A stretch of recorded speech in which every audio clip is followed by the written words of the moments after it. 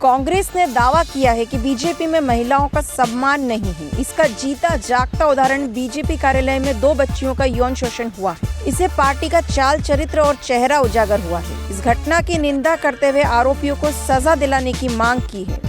वहीं बीजेपी ने सफाई में कहा कि ऐसी घटना होना संभव ही नहीं है। उस हॉल में सीसीटीवी कैमरे लगे हुए हैं, हम जांच करा रहे हैं। सच्चाई जल्द ही सामने आ जाएगी। यदि घटना हुई है तो संगठन अवश्य कार्रवाई करेगा। इसी के चलते आज रोशनपुरा चौराहे पर कांग्रेस की महिला कार्यकर्ता मांडवी चौहान ने यौन शोषण के विरोध में प्रदर्शन किया एवं आगामी 20 तारीख को बीजेपी कार्यालय पर घेराव करने की चेतावनी भी दी।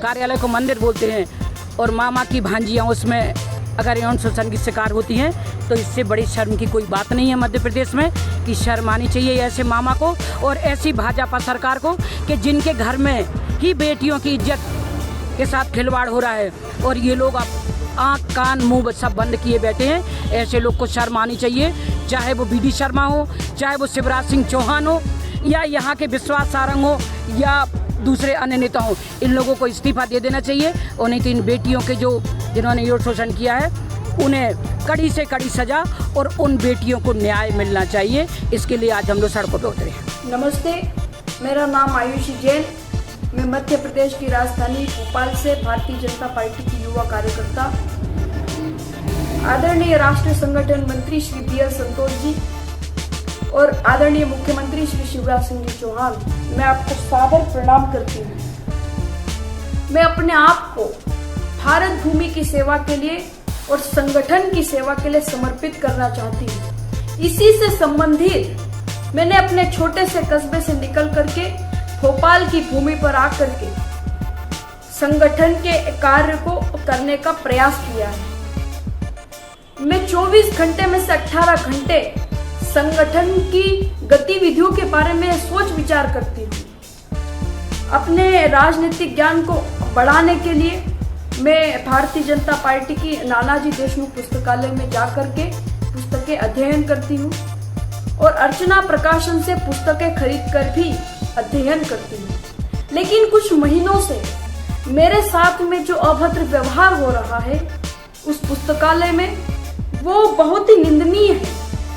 सबसे पहले तो मैं आपको यह बताना चाहती हूँ कि पुस्तकालय में एक सज्जन बुजुर्ग ने 12 मार्च 2021 को शुक्रवार के दिन मेरे साथ में अभद्र व्यवहार किया।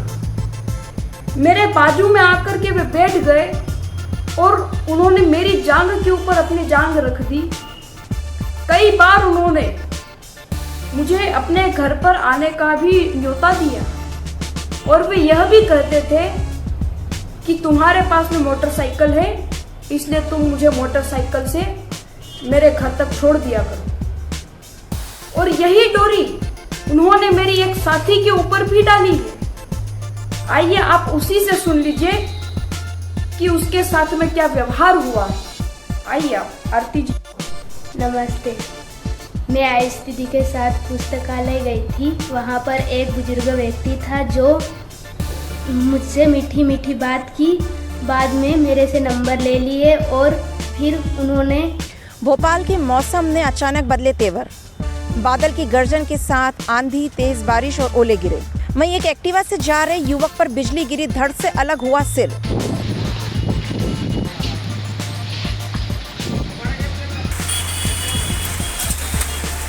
जी हां, आपको बता दें, राजधानी में गुरुवार शाम को चली तेज आंधी के बीच सर्वदम पुल के पास एक्टिवा सवार पर आकाशीय बिजली गिरी। युवक का धड़ और सिर चकनाचूर हो गया। शव को पुलिस ने पोस्टमार्टम के लिए शवगृह भेजा। कैमरा पर्सन अजय के साथ मैं रश्मि जैन, यस डाडा न्यूज़, भोपाल, मध्य प्रदेश।